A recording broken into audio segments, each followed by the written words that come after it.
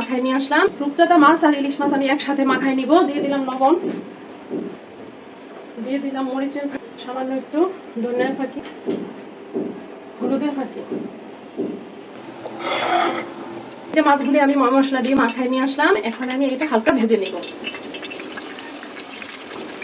এতগুলো মাছ একসাথে ধরবে কিনা কে জানে, চেষ্টা করবো সব একসাথে দিয়ে দেওয়ার, কারণ এখন আমার হাতে সময় নাই।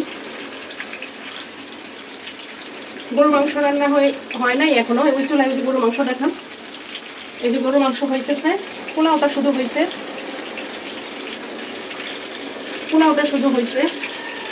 গরুর মাংসটা হইলে, মাছটা হইলে তারপরে আমার রান্না শেষ।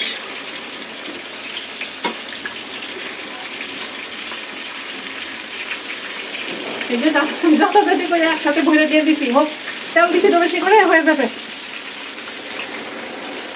এই যে প্রচুর তেল আছে, এই যে হয়ে যাবে ভাজা। দুইবারে দিলে আমার অনেক সময় লাগতো। ওকে, এই যে মাছগুলি হইতেছে। আর এই পাশে যে গরু মাংস বসাইছিলাম, এখন আলু দিয়ে দিব। এই যে এখন আলুটা দিয়ে দেওয়া হলো, একটু নাড়া দিয়ে দিতে হবে। এখন